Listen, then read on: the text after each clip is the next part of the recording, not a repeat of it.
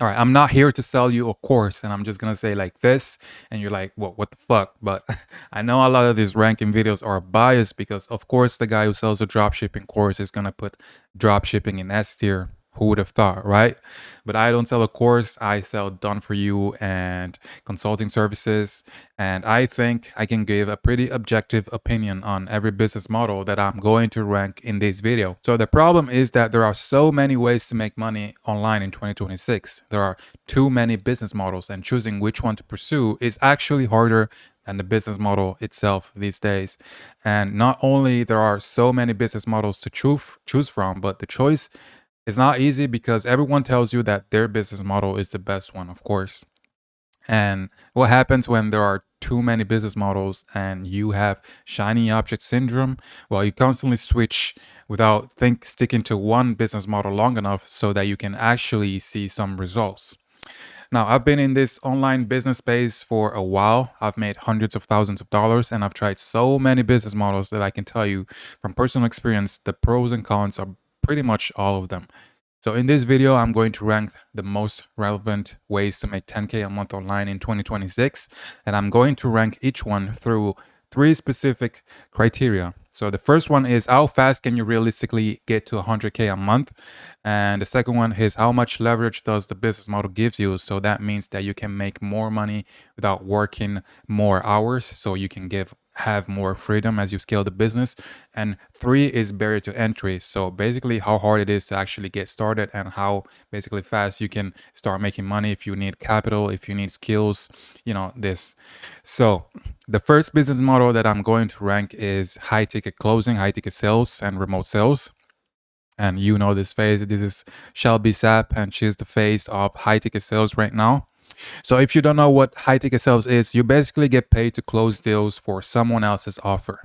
You jump on calls with leads that a business has already generated, and your job is to convert them into paying customers. You get a commission for every deal you close, and it's usually somewhere between 10 to 20% of the deal size.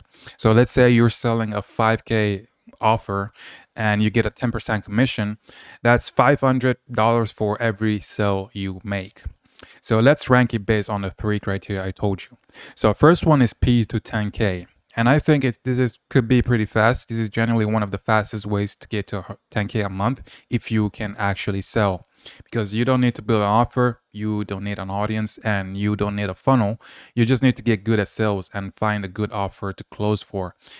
So if you're decent at selling and you hop on a good offer, you can realistically get to 10K a month in less than 90 days. Now, the second criteria is leverage, and I think is low because with this business model, you basically have no leverage. And a lot of gurus who are selling courses on how to become a high ticket closer, they sell it as something that you can do part time and it's easy. And all you have to do is just take a few calls and you can make 20K a month. But that's just not true. Your income is completely tied to your time and you can only take so many calls in a day. And the moment you stop taking calls, your income stops. So you're not building freedom. You're essentially a highly paid employee because you're still working for someone else. Now, barrier to entry, I would say, is pretty low. You don't need capital. You don't need a personal brand. You don't need years of experience.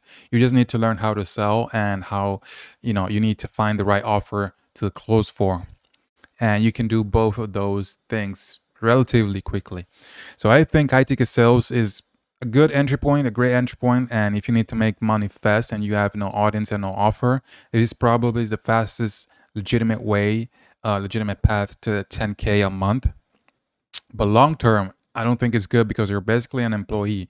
And if your close rate goes down, they'll quickly replace you. Like if you stop closing, yeah, they'll kick you out. So it's very competitive. It's very hard it's much stress, a lot of stress. So I think the smart move with this business model is to start it if you want to generate cash flow and use that money to build something of your own. So I think for all those reasons that I just told you, I think I would put it at B tier. Yeah, I think it's fair. The second business model that I'm going to rank is AI agency and AI automation services. So this is probably the hottest business model right now in 2026 because everything is about AI these days. And I see so many reels of people saying Claude just killed this and Claude just killed that. And I think it's just a bunch of bullshit. But AI is extremely valuable, of course, for businesses if used correctly. And a lot of businesses right now want to implement AI, but they don't know how. So it's definitely a good time to start an AI agency, but it has a lot of problems. So let's rank it through the criteria. So the first one, speed to 10K, I think it's relatively fast because if you target the right people, and of course, there's a lot of FOMO, so fear of missing out when it comes to businesses and AI, especially a lot of old businesses. And everyone's scared of getting left behind. So if you're decent at marketing and sales and you can get to 10K pretty fast because there's a lot of, it's the new thing, it's AI, there's a lot of FOMO, people don't want to get left behind. So if you know what you're doing, you can get to 10K pretty fast. I think leverage is medium because you can productize the service, create templates and eventually deliver the same thing to multiple clients without starting from scratch every single time. But there is a limit to how many clients you can manage. And eventually, if you really want to scale this operation, you're going to have to add complexity. And of course, that will bring down your margins. But if your goal is 10K a month, it's pretty good. You can do it pretty easily. Barrier to entry, I would say it's medium. You don't need capital, but you do need to actually learn the tools. And the tools are changing so fast that what you learn today might be outdated in 6 months. So, and that's, I think it's the main problem with AI agencies because it's getting more and more commoditized and the barrier to entry is getting lower and lower. And if the barrier to entry is too low, it means that everyone can do it. And if everyone can do it, then it loses value.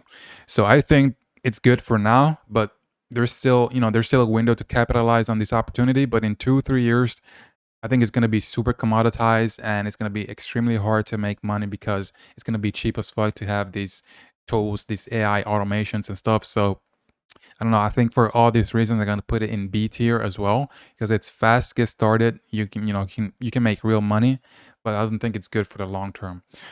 Um, Now, the third business model I'm going to rank is service businesses. So done for you or done with you businesses, things like consulting agencies, but not AI agencies. So you have a skill that produces a measurable result for a specific type of person or business, and you get paid to deliver that result. That's the business model.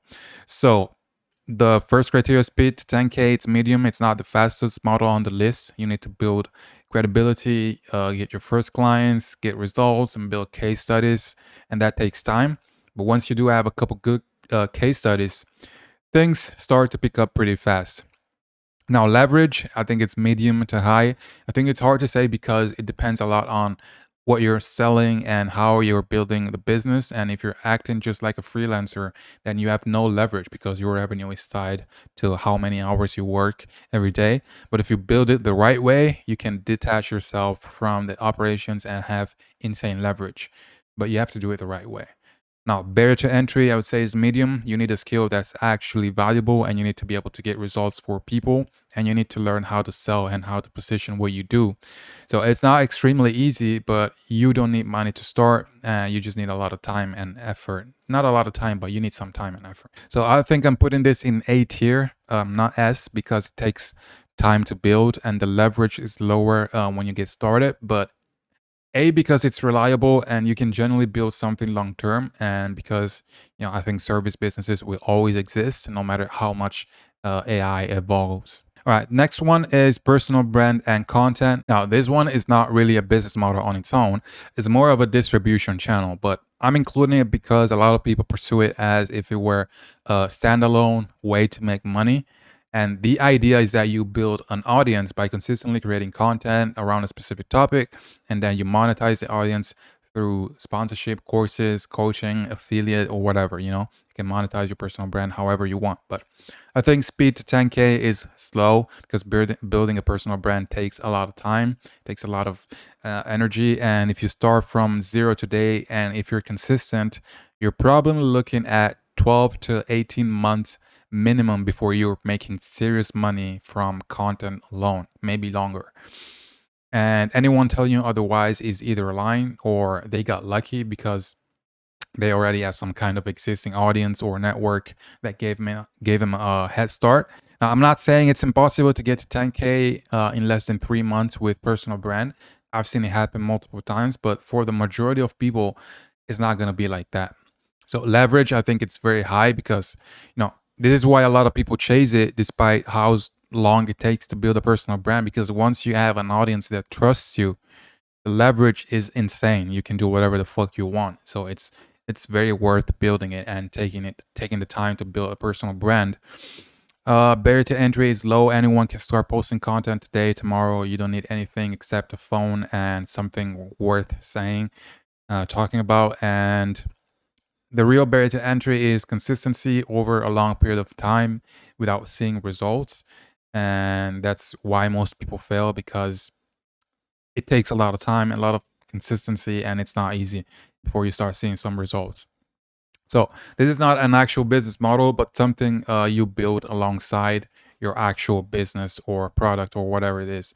And however, I think I'm going to put it in S tier just because of the insane leverage you get once you have an established personal brand. Like, the only downside is that it takes a long time to build, but everything else is just amazing. So yeah, I think S tier is fair for a personal brand. Now the next one is digital products and courses, and I think this one is a little tricky. So speed to 10K, it depends. Most people massively underestimate what it takes to sell a digital product, and it also depends if you're selling high ticket or low ticket. If you already have an audience, this can be fast, very fast. You can launch to your existing followers, and you can get sales immediately, and the speed is actually pretty good. If you don't have an audience, it's a completely different story. You either need to be really good at paid traffic, which costs a lot of money and takes time to learn, or you need to build the audience first, which brings us back to the personal brand timeline, which we just talked about, and it takes a lot of time. So the honest answer is, it's fast if you have an audience and slow if you don't. And most people who try to sell courses usually don't have audience yet. Leverage is pretty high. It's very high because probably one of the most leveraged business models on this list, because you can just make the course once and you can sell it to thousands of people. Barrier to entry, I would say, is medium. Creating the product itself is not the hard part. I think anyone can do that, but the hard part is distribution. So getting enough people to see it and trust you enough to buy it. So this is an incredible model for the right person at the right stage. If you have an existing audience, or if you know your way with paid ads, and you do paid ads pretty well, this is probably the highest leverage thing you can do. But if you have neither of those things, you need to build one before this model works for you. I think I'm going to put it in A tier because the leverage and the ceiling are both incredible, but the barrier to entry is higher than looks, and that's why I'm not putting it in S tier. All right, the last one is growth operating, and I've talked about growth operating a lot on my channel. I made free courses on how to start growth operating. And if you don't know what growth operating is, or a growth operator, is basically someone who partners with an existing creator or personal brand that has an audience but no real business behind it. You basically come in and you build the business for them, the offer, the funnel, the sales systems, the backend, and everything that turns their audience into revenue. And in exchange, you take a percentage of what you generate, and it's usually somewhere between 20 or 30%. Depending on how you structure the deal, but you're basically leveraging someone else's existing audience to make money. So speed to 10K, I would say it's pretty fast if you find the right partner. And that's the keyword. That's the most important part. You need to find the right partner and someone who has a real engaged audience, genuine expertise and no existing monetization, and which is pretty hard to do nowadays, honestly. But not impossible. I mean, actually, it's not even that hard to do. Honestly, there are so many creators who don't know how to monetize their audience. But you have to do outreach, and help people sign their first client in less than a week. Um, but it's possible. Not very common, but it's possible. And if you find the right person and you know what you're doing, you can get to 10K pretty fast. Because you're not starting from zero. So leverage, I would say, is high because you're taking a percentage of the revenue.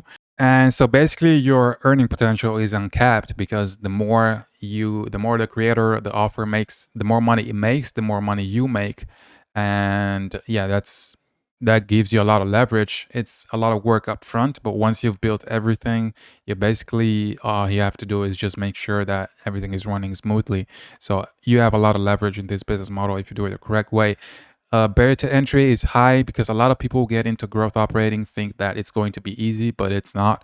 It's not easy at all. It's probably one of the hardest business models to start as a beginner. And of course, now thanks to AI, the barrier to entry is a little lower, but you still need to have skills. You still need to have a good understanding of marketing and sales and copywriting and all this stuff. You want to be successful at this business model. And I think overall, it's a great business model. I've done it.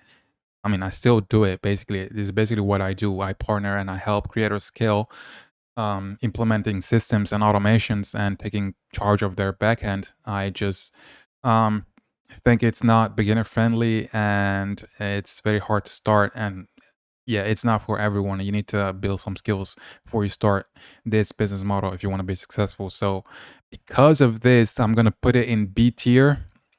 As I said, it's very hard to start. It's not beginner friendly.